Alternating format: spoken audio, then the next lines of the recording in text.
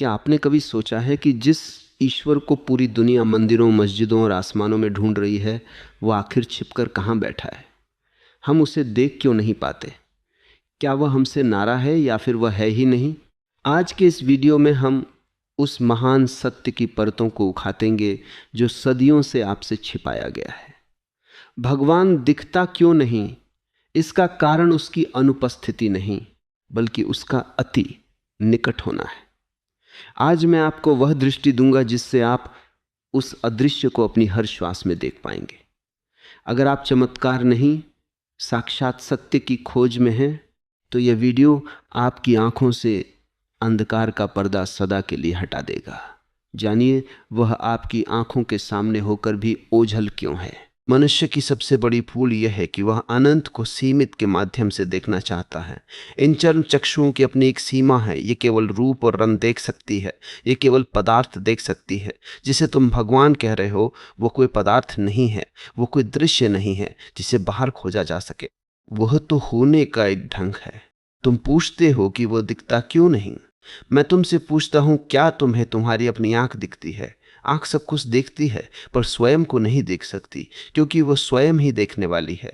ठीक वैसे ही भगवान वह नहीं है जिसे देखा जाए, बल्कि भगवान वह चेतना है जिसके माध्यम से तुम सब कुछ देख पा रहे हो। वह दृश्य नहीं, वह दृष्टा है। हमारी आंखों के सामने जो नहीं दिखता, इसका अर्थ यह नहीं कि उसका अस्तित्व नहीं है। क्या तुम्हें हवा दिखती है? नहीं, पर तुम श्वास ले रहे हो। क्या तुम्हें प्रेम दिखता है? नहीं, पर तुम उसे अनुभव करते हो। क्या तुम्हें विचार दिखते हैं? नहीं, पर वे तुम्हारे पूरे जीवन को संचालित करते हैं। भगवान भी वैसे ही अदृश्य हैं। जैसे फूल के भीतर उसकी सुगंध को पकड़ा नहीं जा सकता, पर वह है। भगवान को देखने के लिए दृष्टि नहीं, बल्कि सजगता चाहिए। जब तक तुम उसे बाहर मूर्तियों में, मंदिरों में या आकाश में ढूंढ रहे हो, तब तक वह तुम्हें नहीं दिखेगा, क्योंकि तुम उसे गलत दिशा में खोज रहे हो। वह तो तुम्हारे भीतर मैं हूं के रूप में सदा से मौजूद है। भगवान के न दिखने का एक और गहरा कारण यह है कि वह अविभाज्य है। जिसे तुम देख सकते हो वह तुमसे अलग होना चाहिए। देखने वाले और दिखने वाले के बीच एक दूरी होनी चाहिए, परंतु भगवान और तुम्हारे बीच कोई दूरी नहीं है। वो तुमसे अलग है ही नहीं। जैसे मछली के लिए सागर अलग नहीं है, वह सागर में ही है और सागर ही है, वैसे ही तुम उस परमात्मा के सागर में डूबे हुए हो, जो तुम्हारे इतने निकट हो कि तुम्हारा अपना आपा बन जाए। उसे देखोगे कैसे? उसे देखने के लिए तुम्हें मिटना होगा। जब तक तुम हो वह नहीं दिखेगा, और जिस दिन वह दिखेगा उस दिन तुम नहीं बचोगे। संसार एक दर्पण के समान है, जहां हमें केवल वही दिखता है जो हम भीतर होते हैं। यदि तुम्हारी दृष्टि काम, क्रोध और लोभ की धूल से भरी है, तो तुम्हें वह परम शुद्ध तत्व कभी नहीं दिखेगा। हम भगवान को इसलिए नहीं देख पाते क्योंकि हमारा मन संसार के कोलाहल में इतना उलझा है कि हमें उसकी सूक्ष्म उपस्थिति का आभास ही नहीं होता। वह तो हर क्षण तुम्हारे सामने है, सूरज की रोशनी में, पत्तों की सरसराहट में और हर मनुष्य की आंखों में, पर तुम उसे नहीं देख पाते क्योंकि तुम विशेष को ढूंढ रहे हो, जबकि वो साधारण में छिपा है। मनुष्य की बुद्धि सदा से ही आकार और रूप की खोजी रही है। हम जिसे भी सत्य कहते हैं उसे हम अपनी मुट्ठी में कैद करना चाहते हैं, उसे एक नाम देना चाहते हैं, उसे एक सीमा में बांधना चाहते हैं। यही कारण है कि हम पूछते हैं कि भगवान दिखता क्यों नहीं। वास्तव में हमारी ये चाहत कि वह हमारी आंखों के सामने एक दृश्य बनकर खड़ा हो जाए, हमारी सबसे बड़ी अज्ञानता है। जो विराट है, जो अनंत है, वो किसी एक छोटे से रूप में कैसे सिमट सकता है? यदि वो तुम्हारे सामने एक शरीर धारण करके खड़ा भी हो जाए तो वो सीमित हो जाएगा, और जो सीमित है वो भगवान कैसे हो सकता है? जिसे तुम देख लोगे वो तुमसे छोटा हो जाएगा। जिसे तुम देख लोगे वह काल के वश में आ जाएगा। इसलिए भगवान का ना दिखना उसकी निर्बलता नहीं, बल्कि उसकी अनंतता का प्रमाण है। देखने के लिए सदा दो का होना आवश्यक है, एक देखने वाला और एक दिखने वाला। लेकिन अध्यात्म का परम सत्य यह है कि वहां दो है ही नहीं। वह परमात्मा कोई वस्तु नहीं है जो तुमसे अलग कहीं बैठी हो। वह तो एक अनुभूति है। जैसे नमक पानी में घुल जाता है, वैसे ही वह अस्तित्व इस संसार के कण कण में घुला हुआ है। क्या तुम पानी में खुले हुए नमक को देख सकते हो? नहीं, पर उसे चखकर उसका अनुभव किया जा सकता है। वैसे ही भगवान को देखा नहीं जा सकता, केवल चखा जा सकता है। उसे चखने का अर्थ है स्वयं को मिटा देना। जब तक तुम्हारे भीतर मैं का अहंकार जीवित है, तब तक तुम उसे एक बाहरी वस्तु की तरह खोजते रहोगे। जिस दिन यह मैं विलीन हो जाता है, उस दिन जो शेष बचता है वही परमात्मा है। हमारी आंखें केवल सतह को देखती हैं, वे फूल को देखती हैं, पर उस जीवन ऊर्जा को नहीं देख पाती जो फूल को खिला रही है। वे शरीर को देखती है, पर उस प्राण तत्व को नहीं देख पाती जो शरीर को चला रहा है। भगवान वह ऊर्जा है, वह प्राण है। उसे देखने के लिए चर्म चक्षुओं की नहीं, बल्कि प्रज्ञा चक्षुओं की आवश्यकता है। प्रज्ञा चक्षु का अर्थ है चीजों को उनके गहरे अर्थ में देखना। जब तुम किसी छोटे बच्चे की मुस्कुराहट में उस निश्चलता को देखते हो, तो तुम भगवान को ही देख रहे होते हो। जब तुम रात्रि के सन्नाटे में आकाश के तारों को देखते हो और तुम्हारे भीतर एक अपूर्व शांति छा जाती है, तो वह शांति ही परमात्मा की उपस्थिति है। वो हर जगह है, पर वह कहीं भी दृश्य के रूप में नहीं है, वह केवल अनुभव के रूप में है। भगवान के ना दिखने का एक और रहस्य यह है कि वह पूर्ण है। जो पूर्ण है उसे देखने के लिए तुम्हें भी पूर्ण होना पड़ेगा। हमारी दृष्टि खंडित है। हम संसार को टुकड़ों में देखते हैं, यह मेरा है, यह पराया है, यह अच्छा है, यह बुरा है। जहाँ विभाजन है वहाँ वह अखंड सत्य प्रकट नहीं हो सकता। भगवान को न दिखने की शिकायत वही लोग करते हैं जो अभी भी अपूर्ण हैं, जो अभी भी द्वैत में जी रहे हैं। जिस क्षण तुम इस संसार को बिना किसी निर्णय के, बिना किसी विभाजन के समग्रता में देखना शुरू करते हो, उसी क्षण वह अदृश्य सत्ता तुम्हारे लिए दृश्यमान होने लगती है। तब तुम्हें मंदिर जाने की आवश्यकता नहीं रहती, क्योंकि तुम्हें पूरा अस्तित्व ही उसका मंदिर दिखाई देने लगता है। संसार में जो कुछ भी दिखता है वह सब माया है, क्योंकि वह क्षण भंगुर है। जो आज है वह कल नहीं रहेगा। जो रूप तुम्हें आज आकर्षित कर रहा है वह कल मिट्टी में मिल जाएगा। भगवान वह आधार है जिस पर यह सारी माया टिकी है। जैसे सिनेमा के पर्दे पर हजारों दृश्य आते जाते हैं, लड़ाइयाँ होती हैं, प्रेम होता है, पर पर्दा उन सबसे अछूता रहता है, वैसे ही यह परमात्मा वह पर्दा है जिस पर संसार का नाटक चल रहा है। तुम दृश्यों में इतने खो गए हो कि तुमने उस पर्दे को ही भुला दिया है जिसके बिना ये दृश्य संभव ही नहीं थे। पर्दे को देखने के लिए दृश्यों से ध्यान हटाना पड़ता है। भगवान को देखने के लिए संसार के आकर्षणों से अपनी चेतना को मुक्त करना पड़ता है। जिसे तुम देखना कह रहे हो वह वास्तव में एक मानसिक वृत्ति है। तुम उसे देखना चाहते हो ताकि तुम उसे अपनी बुद्धि से समझ सको, पर जो बुद्धि से समझ में आ जाए वह भगवान नहीं, वह केवल एक विचार है। परमात्मा विचारों के पार है। वो तो उस मौन में छिपा है जो दो विचारों के बीच में होता है। यदि तुम वास्तव में उसे देखना चाहते हो तो तुम्हें देखने की जिद्द छोड़नी होगी। तुम्हें केवल होना होगा। जब तुम पूरी तरह शांत होते हो, जब तुम्हारे भीतर न कोई चाह होती है और न कोई शिकायत, तब एक ऐसी ऊर्जा का संचार होता है जो तुम्हें ये बोध कराती है कि जिसे तुम बाहर खोज रहे थे वह तो सदा से तुम्हारे भीतर ही श्वास ले रहा था। अगले भाग में हम चर्चा करेंगे कि कैसे श्रद्धा और समर्पण वे आंखें हैं जिनसे उस अदृश्य को देखा जा सकता है, और कैसे तर्क की सीमाओं को लांघ कर ही उस परम सत्य का साक्षात्कार संभव है। भगवान को ढूंढना बंद करो क्योंकि वह खोया नहीं है। स्वयं को ढूंढना शुरू करो क्योंकि तुम खो गए हो। क्या आप अपने भीतर की उस दबी हुई दिव्य ज्योति को पहचानने के लिए तैयार हैं? मनुष्य का अहंकार सदा से यह चाहता है कि वह हर वस्तु को अपनी बुद्धि की तराजू पर तौल ले। हम विज्ञान की भाषा में प्रमाण मांगते हैं, हम तर्क की कसौटी पर ईश्वर को परखना चाहते हैं, परंतु सत्य यह है कि बुद्धि स्वयं परमात्मा का एक छोटा सा अंश है। क्या एक छोटी सी लहर पूरे महासागर को अपनी मुट्ठी में कैद कर सकती है? क्या एक दीपक का प्रकाश पूरे ब्रह्मांड के अंधकार को मिटा सकता है? तर्क सदा विभाजित करता है, वह चीजों को काट काट कर देखना चाहता है। भगवान वह अखंड तत्व है जिसे काटा नहीं जा सकता। जिसे तुम तर्क से सिद्ध कर दोगे वह केवल एक सिद्धांत होगा, वह जीवित सत्य नहीं होगा। यही कारण है कि जो लोग केवल बुद्धि के मार्ग पर चलते हैं वे अंततः शून्यता और नास्तिकता के भंवर में फंस जाते हैं। वे पूछते रह जाते हैं कि दिखाओ कहाँ है, पर वे यह नहीं समझ पाते कि दिखने वाली शक्ति ही वही है। भगवान के न दिखने का एक अत्यंत गूढ़ कारण यह है कि वह अति निकट है। संसार में हमें वही वस्तुएं स्पष्ट दिखाई देती है जो हमसे एक निश्चित दूरी पर होती है। यदि तुम अपनी उंगली को अपनी आंख के बिल्कुल भीतर सटा लो तो वह उंगली भी दिखना बंद हो जाएगी। दूरी दृष्टि के लिए अनिवार्य है, परंतु परमात्मा और तुम्हारे बीच लेश मात्र भी दूरी नहीं है। वह तुम्हारी श्वासों का भी श्वास है, वह तुम्हारे विचारों का भी स्रोत है। जो तुम्हारे इतने पास है कि वह तुम ही हो गया है, उसे तुम कैसे देखोगे? उसे देखने के लिए तुम्हें स्वयं से अलग होना पड़ेगा, जो कि असंभव है। इसलिए भगवान का दर्शन कोई बाहरी क्रिया नहीं है, बल्कि वह एक आंतरिक विश्राम है। जब तुम अपनी समस्त दौड़ा धूप छोड़कर, समस्त तर्क वितर्क त्याग कर अपने भीतर ठहर जाते हो, तब तुम्हें उस सत्ता का आभास होता है जो सदा से वहीं थी। श्रद्धा वह दृष्टि है जो उस अदृश्य को देख लेती है जिसे तर्क कभी नहीं देख सकता। श्रद्धा का अर्थ अंधविश्वास नहीं है। श्रद्धा का अर्थ है उस विराट व्यवस्था पर भरोसा करना जिसे हम पूरी तरह समझ नहीं सकते। जब तुम एक नन्हे से बीज को देखते हो और जानते हो कि इसके भीतर एक विशाल वटवृक्ष छिपा है, तो वह श्रद्धा है। बीज को फाड़ कर देखने पर तुम्हें वृक्ष नहीं मिलेगा, केवल राख और कचरा मिलेगा। वैसे ही तर्क से भगवान को खोजने पर केवल शून्य मिलेगा। पर यदि तुम धैर्य और श्रद्धा से उस बीज को हृदय की मिट्टी में बोते हो और अपनी साधना के जल से सींचते हो, तो एक दिन वही अदृश्य सत्ता तुम्हारे जीवन में फलने फूलने लगती है।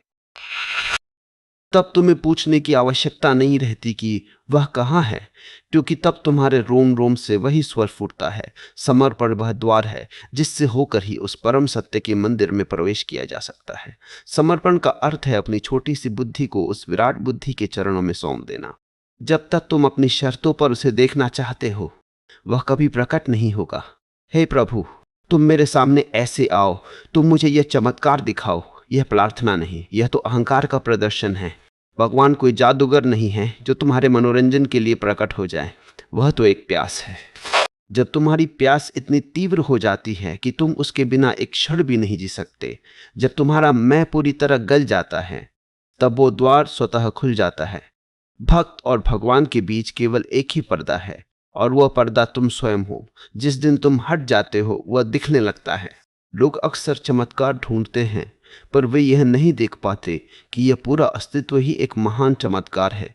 एक नन्हे से बीज का मिट्टी से बाहर निकलना, ऋतुओं का बदलना, माँ के गर्भ में एक जीवन का निर्माण होना, क्या यह सब किसी मनुष्य के वश में है? यदि तुम इन साधारण घटनाओं में उस असाधारण सत्ता के हाथ नहीं देख पा रहे, तो तुम किसी विशेष चमत्कार में भी उसे नहीं देख पाओगे। तुम्हारी दृष्टि बाहरी चमक धमक में फंसी है, इसलिए तुम उस सूक्ष्म ऊर्जा को नहीं पहचान पाते जो हर परमाणु को नचा रही है। भगवान न दिखने का नाटक नहीं कर रहा, वह तो खुलेआम चारों ओर बिखरा हुआ है। बस तुम्हारी आंखों पर स्वार्थ और संसार की पट्टी बंधी है। संसार में हम जिसे देखना कहते हैं, वह केवल रूप का दर्शन है। रूप सदा बदलता है। जो आज सुंदर है वह कल कुरूप हो जाएगा, जो आज जीवित है वह कल मृत हो जाएगा। यदि भगवान तुम्हें एक रूप में दिख जाए, तो वह रूप भी एक न एक दिन नष्ट हो जाएगा। क्या तुम उस विनाशी रूप को भगवान मानोगे? परमात्मा अरूप है। वह उस शून्य के समान है जिसमें सब कुछ समाया है, पर जो स्वयं कुछ भी नहीं है, उसे देखने के लिए तुम्हें भी अरूप होना पड़ेगा। तुम्हें अपनी जाति, अपना नाम, अपना पद और अपनी पहचान की सीमाओं से बाहर निकलना होगा। जब तुम कुछ नहीं, शून्य हो जाते हो, तभी तुम उस सब कुछ पूर्ण से मिल सकते हो। सत्य तो यह है कि जिसे तुम भगवान कह रहे हो, वह कोई व्यक्ति नहीं है जो कहीं सिंहासन पर बैठा हो। वह एक नियम है, वह एक लय है। जैसे संगीत में सुरों के बीच का मौन ही संगीत की आत्मा है, वैसे ही इस संसार की हलचल के पीछे जो सन्नाटा है, वही परमात्मा है। उस सन्नाटे को देखने के लिए कानों को बाहर के शोर से बंद करना पड़ता है और अंतर्मन की गहराइयों में उतरना पड़ता है। जो लोग केवल बुद्धि के खेल में उलझे हैं, वे जीवन भर प्यासे ही मरेंगे। पर जो लोग हृदय के सागर में डूबने का साहस रखते हैं, वे उस अमृत को पा लेते हैं जिसे पाकर फिर कुछ भी पाना शेष नहीं रहता। अगले भाग में हम चर्चा करेंगे कि कैसे साधना वो चश्मा है जिससे उस परम प्रकाश का दर्शन होता है, और कैसे अपने भीतर के कचरे को साफ किए बिना वो दिव्य दर्पण कभी चमक नहीं सकता। भगवान को देखना कोई घटना नहीं है, वह एक रूपांतरण है। जब तक तुम नहीं बदलते, तुम्हारी दुनिया नहीं बदलेगी। क्या आप अपनी पुरानी मान्यताओं को जलाकर उस नई ज्योति में प्रवेश करने के लिए तैयार है? मनुष्य का मन एक ऐसे दर्पण के समान है जिस पर जन्मों जन्मों के संस्कारों, वासनाओं और विचारों की धूल जमी हुई है। तुम पूछते हो कि भगवान दिखता क्यों नहीं, पर क्या तुमने कभी सोचा है कि जिस दर्पण में तुम उसे देखना चाहते हो, क्या वह स्वच्छ है? यदि दर्पण पर कीचड़ जमा हो तो उसमें सूर्य का प्रतिबिंब कभी स्पष्ट नहीं दिखाई देगा। तुम्हें सूर्य दोषपूर्ण लगेगा, जबकि दोष तुम्हारे दर्पण में है। साधना का अर्थ ही यही है, उस धूल को झाड़ना, उस कचरे को साफ करना जिसे तुमने ज्ञान और बुद्धि समझकर सहेज रखा है। जब तक तुम्हारा चित्त अशांत है, जब तक तुम्हारे भीतर कामनाओं का कोलाहल है, तब तक वह परम शांत संगीत तुम्हें सुनाई नहीं देगा।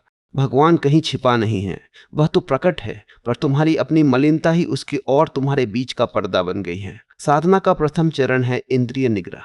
हमारी इंद्रियां सदा बाहर की ओर दौड़ती है। आंखें सुंदर रूप देखना चाहती है, कान मधुर शब्द सुनना चाहते हैं, और मन सदा कुछ न कुछ पाने की जुगत में लगा रहता है। जो सदा बाहर की ओर भाग रहा है, वो उस अंतर्यामी को कैसे देख पाएगा जो भीतर बैठा है।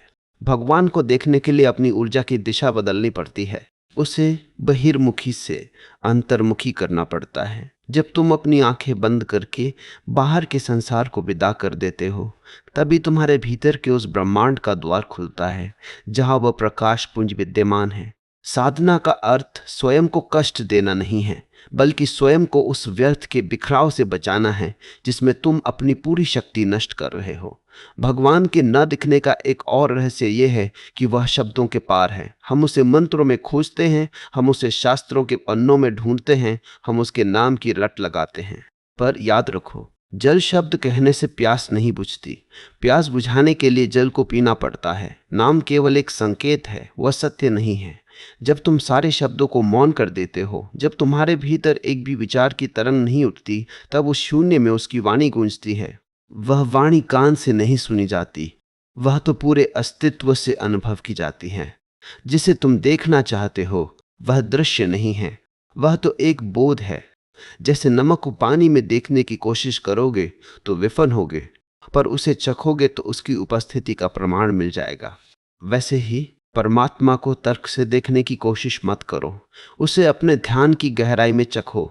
साधना की भट्टी में तपना अनिवार्य है। जैसे सोने को कुंदन बनने के लिए आग से गुजरना पड़ता है, वैसे ही साधक को अपने अहंकार की आहुति देनी पड़ती है। तुम्हारा मैं ही वह दीवार है जिसने उस परम प्रिय को ओझल कर रखा है।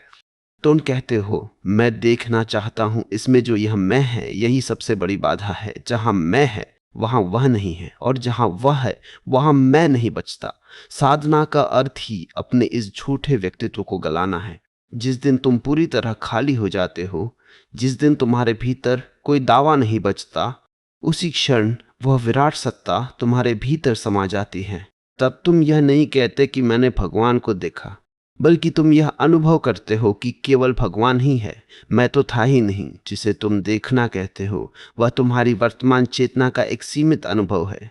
तुम्हारी चेतना अभी पदार्थ पर टिकी है। तुम्हें केवल वही दिखता है जिसका कोई भार हो, जिसका कोई आकार हो। परमात्मा निराकार है, वह उस आकाश के समान है जिसमें बादल तो दिखते हैं, पर आकाश स्वयं ओझल रहता है। बादलों के आने जाने से आकाश का कुछ नहीं बिगड़ता। वैसे ही सुख दुख जीवन मृत्यु के बादल तुम्हारे भीतर आते जाते हैं, पर तुम्हारी आत्मा का वह आकाश सदा शुद्ध रहता है। उस निराकार को देखने के लिए तुम्हें अपनी दृष्टि को स्थूल से सूक्ष्म की ओर ले जाना होगा।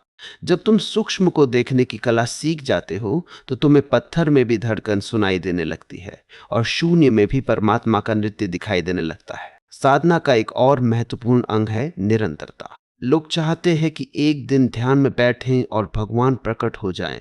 यह कोई व्यापार नहीं है, यह तो एक प्रेम संबंध है। तुम्हें अपनी पात्रता सिद्ध करनी होगी। क्या तुम्हारा हृदय इतना शुद्ध है कि वह उस परम प्रकाश को थाम सके? यदि आज वह तुम्हारे सामने प्रकट हो जाए तो तुम्हारी छोटी सी चेतना उस विराटता को सह नहीं पाएगी, वह छिन्न भिन्न हो जाएगी। इसलिए वह समय लेता है, वह तुम्हें तैयार करता है, वह तुम्हें तराशता है। हर विरह की पीड़ा, हर आंसू और हर तड़प तुम्हारी पात्रता को बढ़ाती है। जब तुम पूरी तरह पक जाते हो, जब तुम्हारी प्यास अपनी चरम सीमा पर पहुंच जाती है, तब दर्शन में देर नहीं लगती। तब तुम पाओगे कि वो कहीं दूर नहीं था, वह तो तुम्हारी पलकों के पीछे ही छिपा था। सत्य तो यह है कि जिसे तुम भगवान कह रहे हो वो कोई अन्य नहीं है, वो तुम्हारा ही शुद्धतम रूप है। तुम अभी अपने भ्रमित रूप को देख रहे हो, जो शरीर और मन के तादाद में से बना है। तुम खुद को नाम, जाति और रूप समझते हो। यह सब उधार का है। साधना का अर्थ है इन सब उधार की परतों को उतार फेंकना। जब तुम पूरी तरह नग्न मानसिक रूप से होकर अपने मूल स्वभाव में ठहरते हो, तब तुम्हें जो दिखाई देता है वही परमात्मा है। तब तुम समझ पाते हो कि तुम कभी उससे अलग थे ही नहीं। तुम केवल एक स्वप्न देख रहे थे कि तुम अलग हो। जागते ही स्वप्न विलीन हो जाता है और केवल वही बचता है जो सदा से था। अगले भाग में हम चर्चा करेंगे कि कैसे प्रेम वह अंतिम छलांग है जो साधक को सिद्ध बना देती है, और कैसे ज्ञान की सूखी भूमि पर जब भक्ति की वर्षा होती है तब वह अदृश्य परमात्मा साक्षात अनुभव होने लगता है। भगवान को देखने की शर्त यह नहीं है कि तुम उसे कहाँ खोजते हो, बल्कि शर्त यह है कि तुम कौन होकर खोजते हो। क्या तुम अपने इस पुराने मैं को मिटाने का साहस रखते हो? ज्ञान हमें बताता है कि वह परमात्मा कण कण में है, निराकार है और अजन्मा है, किंतु ज्ञान की यह बातें प्यासे को जल का चित्र दिखाने के समान है। चित्र से प्यास नहीं बुझती, प्यास बुझती है उस शीतल जल के स्पर्श से, उसे पीने से। प्रेम वह माध्यम है जो उस निराकार को साकार बना देता है। तुम पूछते हो कि भगवान दिखता क्यों नहीं, तो मैं कहता हूं कि तुमने कभी उसे प्रिय की भांति पुकारा ही नहीं। तुमने उसे एक न्यायाधीश समझा, एक भय का केंद्र समझा, या केवल एक दार्शनिक सिद्धांत माना। जो बुद्धि से खोजा जाता है वह विचार बनकर रह जाता है, पर जो हृदय से पुकारा जाता है वह साक्षात प्रकट हो जाता है। प्रेम की शक्ति वह है जो उस निराकार अनंत को भक्त के हृदय की छोटी सी कुटिया में सिमटने पर विवश कर देती है। भगवान के ना दिखने का एक कारण यह है कि हमारी आंखों में अभी संसार का अंजन लगा है। जब तक आंखों में धन, पद और भोग की लालसा चमक रही है, तब तक वह परम ज्योति ओझल ही रहेगी। प्रेम का अर्थ है दृष्टि का शुद्धिकरण। जब तुम्हें हर चेहरे में उसी की छवि दिखने लगे, जब तुम्हें वृक्षों की हरियाली में उसका श्रृंगार और पक्षियों के कलरों में उसकी बांसुरी सुनाई देने लगे, तब समझ लेना कि तुम्हारी आंखें अब देखने के योग्य हो रही है। प्रेमी के लिए कुछ भी साधारण नहीं होता। उसके लिए पत्थर भी धड़कता है और मरुस्थल में भी उसे हरियाली दिखती है। भगवान को देखने के लिए किसी हिमालय की गुफा में जाने की आवश्यकता नहीं है, बल्कि अपनी दृष्टि से परायापन मिटाने की आवश्यकता है। जहां दूसरा मिटा वहीं वह प्रकट हुआ। प्रेम की राह पर सबसे बड़ी बाधा है तुलना। हम सदा स्वयं की तुलना दूसरों से करते हैं, और यही ईर्ष्या हमारे हृदय के द्वार को बंद कर देती है। जिस हृदय में ईर्ष्या और द्वेष का धुआं भरा हो, वहां वह परम प्रकाश कैसे टिक सकता है? भक्ति का अर्थ है अपने भीतर के उस धुएं को साफ करना और श्रद्धा का दीपक जलाना। जब तुम इस जगत के हर जीव को उसी का अंश मानकर आलिंगन करते हो, तो तुम वास्तव में उसे ही स्पर्श कर रहे होते हो। भगवान कोई ऐसी वस्तु नहीं है जिसे तुम एकांत में देखोगे और बाकी दुनिया को भूल जाओगे। नहीं, जब वह दिखता है तो वह सब में दिखता है। यदि तुम्हें पड़ोसी के दुख में दुख नहीं होता, तो मंदिर की मूर्ति में तुम्हें कभी सुख नहीं मिलेगा। भगवान के ना दिखने का एक और मर्म यह है कि वह मौन का प्रेमी है। हमारा हृदय सदा शिकायतों और मांगों से भरा रहता है। हम जब भी उसके सामने जाते हैं, केवल अपनी सूची लेकर जाते हैं। मुझे यह दे दो, मेरा वह काम कर दो। जहां मांग है वहां प्रेम नहीं हो सकता, वहां तो केवल व्यापार है। और भगवान किसी व्यापारी के सामने प्रकट नहीं होता, वह तो उस फकीर के सामने आता है जिसके पास खोने के लिए कुछ नहीं बचा और पाने की कोई इच्छा नहीं रही। जब तुम पूरी तरह मौन होते हो, जब तुम्हारी प्रार्थना में कोई शब्द नहीं होता, केवल आंखों में प्रतीक्षा के आंसू होते हैं, तब वो मौन ही उसकी आहट बन जाता है। वह शब्दों के जंगल में नहीं, बल्कि शून्यता के आकाश में मिलता है। भक्ति की भट्टी में प्रेमी स्वयं को पूरी तरह गला देता है। जैसे दूध से घी बनने की प्रक्रिया लंबी और कठिन है, वैसे ही एक साधारण मनुष्य से भक्त बनने की यात्रा में बहुत धैर्य चाहिए। पहले विरह की आग में तपना पड़ता है। वह विरह ही तुम्हारी आंखों के उस पर्दे को जलाता है जिसने उसे छिपा रखा है।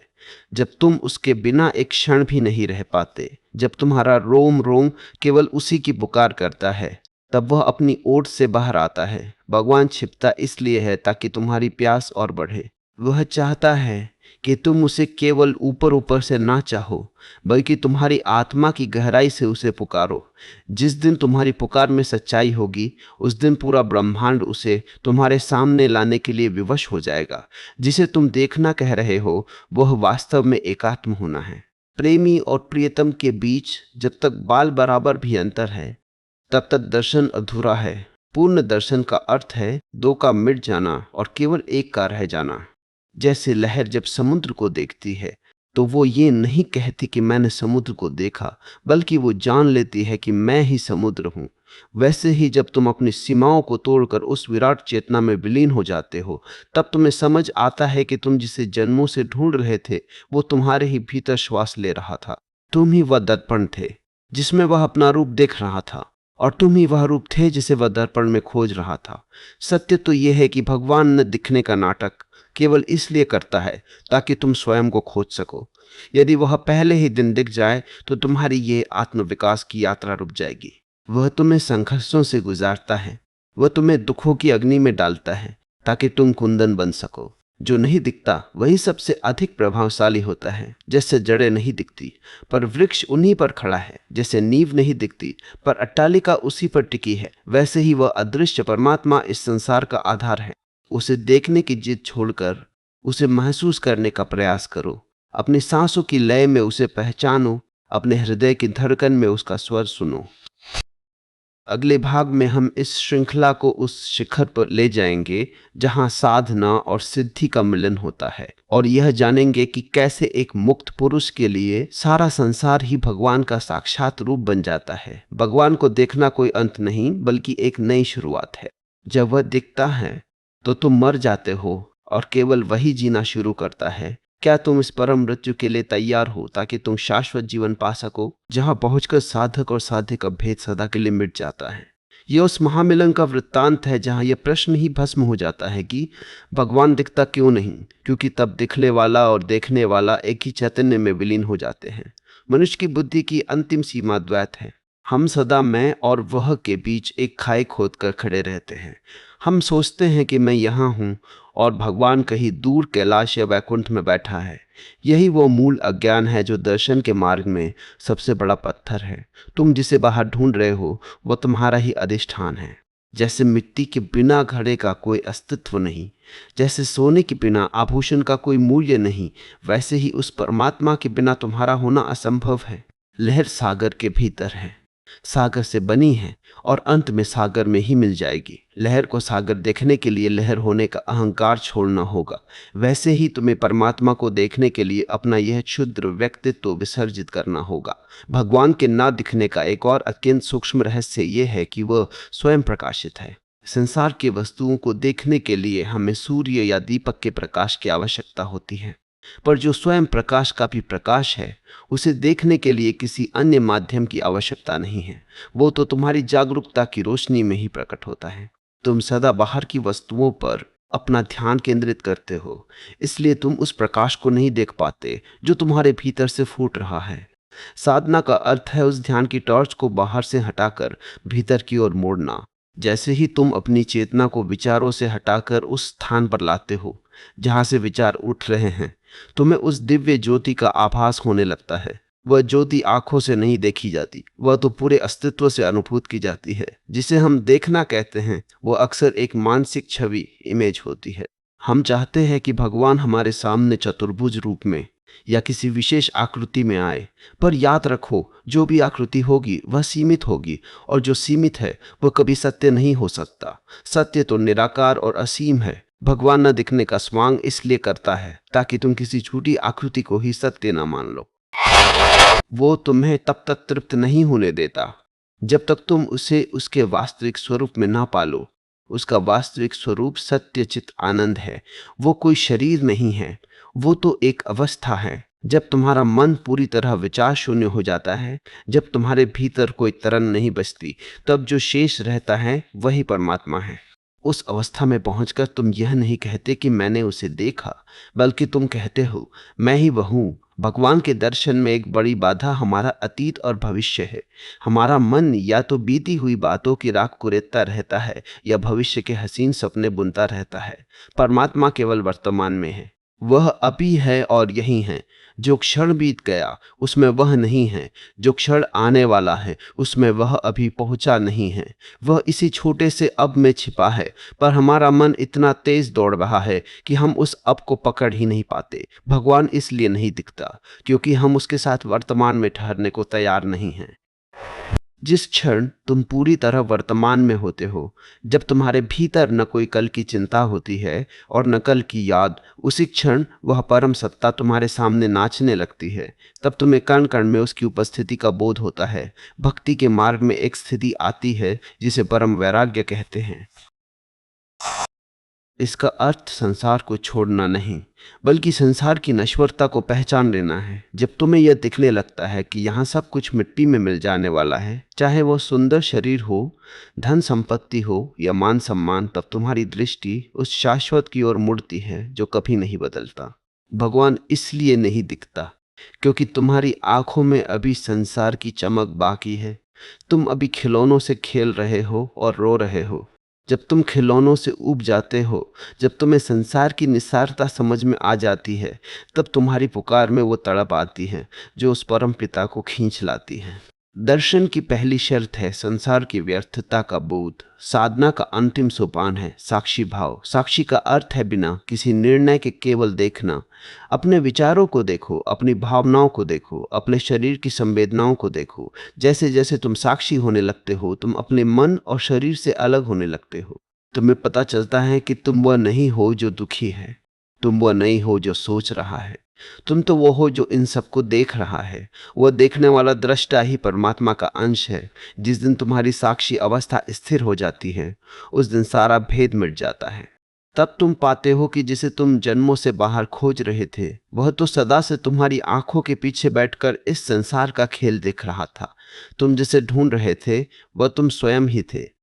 सत्य तो यह है कि भगवान न दिखने का रहस्य उसके पूर्णतः प्रकट होने में है। वह इतना अधिक प्रकट है कि हम उसे पहचान नहीं पाते। जैसे मछली को यह पता नहीं चलता कि पानी क्या है, क्योंकि वो पानी में ही डूबी है, वैसे ही हम परमात्मा में ही पैदा हुए हैं, उसी में जी रहे हैं और उसी में मर जाएंगे। हमें उसकी अनुपस्थिति का कभी पता ही नहीं चला, इसलिए हमें उसकी उपस्थिति का भी बोध नहीं होता। जिसे तुम प्रकृति कह रहे हो, वो उसी का नृत्य है।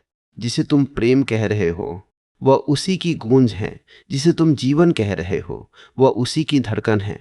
वह कहीं छिपा नहीं है, वह तो तुम्हारे सामने पहाड़ बनकर खड़ा है, नदी बनकर बह रहा है और पवन बनकर तुम्हें छू रहा है। बस तुम्हारी आंखों पर अहंकार का मोतियाबिंद है। अगले भाग में हम इस यात्रा को उस परम विश्राम की ओर ले जाएंगे जहां ज्ञान, कर्म और भक्ति एक ही बिंदु पर मिल जाते हैं और मनुष्य जीवन मुक्त होकर इस संसार में विचरण करता है। भगवान को देखना कोई क्रिया नहीं है, वो एक होना है। जब तुम पूरी तरह शांत और रिक्त होते हो, तब वह स्वतः तुम्हारे भीतर प्रवाहित होने लगता है। क्या तुम अपनी सारी मानसिक जटिलताओं को त्याग कर उस सरलता को उपलब्ध होने के लिए तैयार हो? साधक का अपना अस्तित्व पूरी तरह मिट जाता है और केवल वह परम चेतना ही शेष रह जाती है। यह भाग उस अंतिम द्वार की कथा है जहां पहुंचकर हर प्रश्न शांत हो जाता है और केवल अनुभव ही गुरु बन जाता है। मनुष्य की सबसे बड़ी विडंबना यह है कि वह भगवान को अपनी बुद्धि की सीमाओं में बांधना चाहता है। हम सोचते हैं कि जिस दिन वह दिखेगा, उस दिन कोई बड़ा चमत्कार होगा, आकाश से फूल बरसेंगे या कोई अलौकिक प्रकाश हमें अंधा कर देगा। परंतु सत्य इससे कहीं अधिक सरल और सूक्ष्म है। भगवान का दिखना किसी दृश्य का प्रकट होना नहीं है, बल्कि देखने वाली दृष्टि का बदल जाना है। जब तक तुम स्वयं को एक शरीर मानते हो, तुम्हें केवल शरीर ही दिखाई देंगे। जिस दिन तुम स्वयं को एक शुद्ध आत्मा के रूप में अनुभव करोगे, तुम्हें हर जड़ और चेतन वस्तु में वही परमात्मा धड़कता हुआ दिखाई देगा। भगवान इसलिए नहीं दिखता क्योंकि हमारी दृष्टि पदार्थ पर अटकी है, प्राण पर नहीं। भगवान के न दिखने का एक और गहरा मर्म यह है कि वह परम मौन है। हमारे भीतर विचारों का एक अंतहीन युद्ध चल रहा है। हम हर समय किसी न किसी मानसिक द्वंद्व में उलझे रहते हैं। जहां इतना शोर हो, वहां वह सूक्ष्म संगीत कैसे सुनाई देगा? जैसे रात के सन्नाटे में दूर बजने वाली बांसुरी की आवाज स्पष्ट सुनाई देती है, वैसे ही जब तुम्हारा चित्त पूरी तरह शांत और निर्विचार होता है, तब तुम्हें उस परम सत्ता की आहट सुनाई देती है। वो आहट कानों से नहीं, बल्कि आत्मा के रोम रोम से सुनी जाती है। साधना का अर्थ ही यही है, अपने भीतर उस सन्नाटे को पैदा करना जहां वह अपनी बात कह सके। जब तक तुम बोल रहे हो वह चुप है। जिस दिन तुम चुप हो जाओगे, वह बोलना शुरू करेगा। जिसे हम देखना कहते हैं, वह अक्सर भेद पर आधारित होता है। आंखें तभी देख सकती है जब कोई रंग हो, कोई आकार हो या कोई सीमा हो। परमात्मा रंगहीन है, निराकार है और असीम है। उसे इन आंखों से देखना वैसा ही है जैसे किसी छोटे से प्याले में पूरे आकाश को भरने की कोशिश करना। उसे देखने के लिए तुम्हें अपनी सीमाओं को तोड़ना होगा, तुम्हें असीम होना होगा। उपनिषदों में कहा गया है कि ब्रह्मविद ब्रह्म भवति, अर्थात ब्रह्म को जानने वाला ब्रह्म ही हो जाता है। तुम उसे एक दर्शक की तरह नहीं देख सकते, तुम्हें उसमें डूबकर वही होना पड़ेगा। जैसे नमक की पुतली जब समुद्र की गहराई नापने गई तो वह स्वयं ही समुद्र बन गई, वैसे ही जो परमात्मा को देखने निकलता है वह अंत में स्वयं परमात्मा ही होकर लौटता है। भगवान के दर्शन में एक बहुत बड़ा बाधक हमारा ज्ञान का अहंकार है। हम शास्त्रों को पढ़कर, मंत्रों को रटकर और विद्वानों की बातें सुनकर यह समझने लगते हैं कि हमने उसे जान लिया है। यह उद्धार का ज्ञान ही उस परम प्रकाश के सामने धूल बनकर उठता है। सच्चा ज्ञान वह नहीं है जो बाहर से आता है, बल्कि वह है जो भीतर से फूटता है। जब तुम अपनी सारी सीखी हुई बातों को किनारे रख देते हो, जब तुम एक अबोध बालक की तरह सरल हो जाते हो, तभी वो द्वार खुलता है। भगवान किसी पंडित के पास नहीं, बल्कि उस शून्य हृदय के पास आता है जिसके पास कोई दावा नहीं है। अपनी विद्वत्ता का बोझ उतार फेंको, तभी तुम उस सूक्ष्म मार्ग पर चल पाओगे। इस यात्रा में एक पड़ाव आता है जिसे समर्पण की पराकाष्ठा कहते हैं। समर्पण का अर्थ यह नहीं है कि तुम मंदिर में जाकर झुक गए। सच्चा समर्पण वह है जहां तुम्हारी अपनी कोई मर्जी शेष न रहे। हे प्रभु, तेरी इच्छा ही मेरी इच्छा है, यह कहना सरल है, पर इसे जीना अत्यंत कठिन है। जब तुम्हारे जीवन में दुख आए और तुम उसे उसका प्रसाद मानकर स्वीकार करो, जब तुम्हारा अपमान हो और तुम उसमें भी उसी की लीला देखो, तब समझना कि तुम समर्पण के मार्ग पर हो। भगवान इसलिए नहीं दिखता क्योंकि हम सदा अपनी शर्तें उसके सामने रखते हैं। हम चाहते हैं कि वह हमारे अनुसार चले। जिस दिन तुम उसके अनुसार चलने को तैयार हो जाते हो, वह तुम्हारे भीतर से ही प्रकट होने लगता है। भगवान के न दिखने का एक वैज्ञानिक रहस्य यह है कि वह अदृश्य ऊर्जा के रूप में सर्वत्र विद्यमान है। जैसे बिजली तार के भीतर होती है पर दिखाई नहीं देती, जब पंखा चलता है या बल्ब जलता है तब हमें उसकी शक्ति का आभास होता है, वैसे ही यह पूरा ब्रह्मांड उस परमात्मा की क्रियाशीलता का प्रमाण है। सूरज का उगना, पृथ्वी का अपनी धुरी पर घूमना और तुम्हारे हृदय का निरंतर धड़कना, यह सब उस महान बिजली के चमत्कार हैं जिसे हम ईश्वर कहते हैं। यदि तुम इन क्रियाओं में उसे नहीं देख पा रहे तो तुम उसे कहीं और कभी नहीं देख पाओगे। वो कोई जादूगर नहीं है, वो तो जीवन का आधार है। उसे जीवन की सहजता में ढूंढो, विशेष घटनाओं में नहीं। साधना का एक अत्यंत गुप्त रहस्य है वर्तमान का बोध। हमारा मन या तो स्मृतियों के कब्रिस्तान में भटकता है या कल्पनाओं के महलों में सोता है। परमात्मा केवल क्षण में है, वह अभी है। यदि तुम पूरी तरह इस क्षण में ठहर जाओ, बिना किसी अतीत के बोझ के और बिना किसी भविष्य की चिंता के, तो तुम पाओगे कि वह तुम्हारे सामने ही खड़ा है। वो तुम्हारी हर श्वास में आ और जा रहा है, पर हमारी भागदौड़ इतनी तेज है कि हम उस खड़े हुए सत्य को देख ही नहीं पाते। ठहरना ही दर्शन की कुंजी है। जो ठहर गया वो पहुंच गया, जो भाग रहा है वो कभी नहीं पाएगा। सत्य तो यह है कि परमात्मा न दिखने का नाटक केवल इसलिए करता है ताकि तुम अपनी पात्रता बढ़ा सको। वो तुम्हें तड़पाता है, वो तुम्हें रुलाता है, वो तुम्हें विरह की आग में झोंकता है। यह सब निर्दयता नहीं है, बल्कि यह उस स्वर्ण को कुंदन बनाने की प्रक्रिया है। विरह की अग्नि तुम्हारे भीतर के सारे विकारों को जला देती है। जब तुम पूरी तरह शुद्ध हो जाते हो, तब दर्शन की आवश्यकता नहीं रहती, तब अनुभव होने लगता है। दर्शन आंखों का विषय है, अनुभव आत्मा का। आंखें धोखा दे सकती हैं, पर आत्मा का अनुभव कभी झूठा नहीं हो सकता। अगले भाग में हम श्रृंखला को उस जीवन मुक्ति की अवस्था की ओर ले जाएंगे जहां मनुष्य संसार में रहते हुए भी संसार से अछूता रहता है और हर पल उस अदृश्य सत्ता के साक्षात दर्शन करता है। भगवान को देखना कोई अंत नहीं है, यह तो अनंत की शुरुआत है। जब वह दिखता है तो तुम विलीन हो जाते हो और केवल वही शेष बचता है। क्या तुम अपनी इस छोटी सी पहचान को मिटाकर उस विराट का हिस्सा बनने के लिए तैयार हो? यहाँ हम जीवन मुक्ति की उस परम अवस्था और अद्वैत के उस महाशिखर पर चर्चा करेंगे जहाँ पहुंचकर भक्त, भगवान और भक्ति की त्रिवेणी एक ही बिंदु पर विलीन हो जाती है। यह उस परम विश्राम का वृत्तांत है जहां यह प्रश्न कि भगवान दिखता क्यों नहीं सदा के लिए भस्म हो जाता है, क्योंकि तब केवल वही शेष बचता है। मनुष्य की आध्यात्मिक यात्रा का अंतिम पड़ाव वह है जहां उसे यह बोध होता है कि जिसे वो जन्मों जन्मों से बाहर ढूंढ रहा था वह कोई अन्य सत्ता नहीं बल्कि उसका अपना ही शुद्ध आत्म स्वरूप है। भगवान के ना दिखने का सबसे बड़ा और अंतिम रहस्य यही है कि वह दृश्य नहीं, वह दृष्टा है। जो सबको देख रहा है उसे कौन देखेगा? जो सबका ज्ञाता है उसे किसके द्वारा जाना जाएगा? जब तक तुम उसे बाहर ढूंढ रहे हो, तुम द्वैत के अंधेरे में भटक रहे हो। तुम सोचते हो कि तुम यहां हो और वह कहीं और है। परंतु जिस क्षण तुम्हारी चेतना अंतर्मुखी होती है और तुम अपने अहं की परतों को उखाड़ फेंकते हो, तुम्हें पता चलता है कि तुम्हारी हर धड़कन उसी की लय है और तुम्हारी हर श्वास उसी का आह्वान है। जीवन मुक्ति का अर्थ संसार को त्याग कर कहीं भाग जाना नहीं है। जीवन मुक्त वह है जो संसार में रहते हुए भी संसार से अछूता रहता है। जैसे कमल का पत्ता जल में रहकर भी जल से भीगता नहीं, वैसे ही वह महापुरुष जिसे परमात्मा का साक्षात्कार हो गया है, वह कर्म तो करता है पर कर्ता के भाव से मुक्त रहता है। उसके लिए अब भगवान कोई मंदिर की मूर्ति नहीं रह जाता, बल्कि उसे हर जड़ चेतन वस्तु में वही ब्रह्म दिखाई देता है। वह पत्थर में भी वही प्राण देखता है जो एक जीवित मनुष्य में है। उसके लिए कोई शत्रु नहीं, कोई मित्र नहीं, क्योंकि वह जान चुका है कि हर चेहरे के पीछे वही एक सूत्रधार छिपा है। जब तुम्हारी दृष्टि इतनी व्यापक हो जाती है तब तुम्हें पूछने की आवश्यकता नहीं रहती कि वह कहाँ है, क्योंकि तब तुम्हें उसके सिवा कुछ और दिखाई ही नहीं देता। भगवान के न दिखने का भ्रम केवल तब तक रहता है जब तक अविद्या का पर्दा हमारी आंखों पर पड़ा है।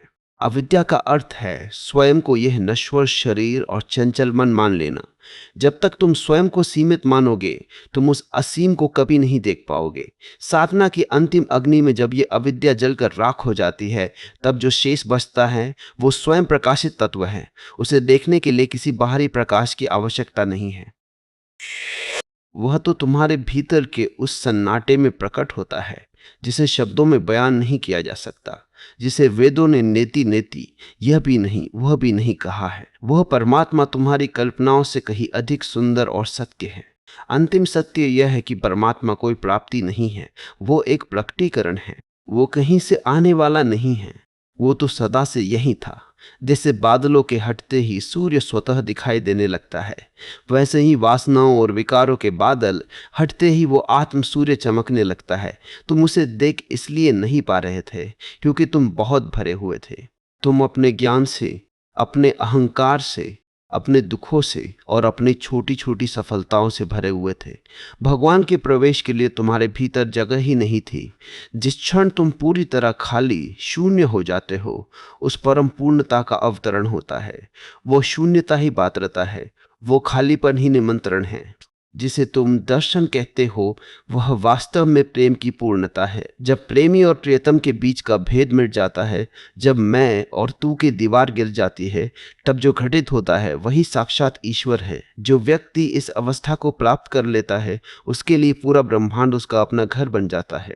उसे पवन के झोंकों में परमात्मा का स्पर्श मिलता है, उसे बहती नदियों में उसका संगीत सुनाई देता है और उसे मौन पर्वतों में उसकी स्थिरता का आभास होता है। अब उसके लिए कोई स्थान अवित्र नहीं, कोई क्षण अशुभ नहीं। वो हर पल, हर श्वास में उस अदृश्य सत्ता के दर्शन करता है। भगवान न दिखने का नाटक इसलिए करता है ताकि तुम अपनी साक्षी अवस्था को पुष्ट कर सको।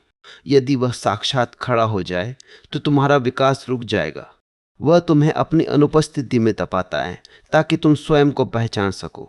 वह तुम्हें संघर्षों में डालता है ताकि तुम्हारी शक्ति जागे। अंततः जब तुम अपनी यात्रा पूरी करके पीछे मुड़कर देखते हो तो तुम्हें समझ आता है कि वह कभी तुमसे दूर था ही नहीं। वो तो उस यात्रा में तुम्हारा पथ प्रदर्शक बनकर तुम्हारे साथ ही चल रहा था। वो तो उन पैरों के निशानों में भी था जो तुम्हें अकेलेपन में अपने पीछे दिखाई दे रहे थे। अब इस श्रृंखला के उपसंहार में मैं तुमसे केवल इतना ही कहूँगा, खोजना बंद करो और होना शुरू करो।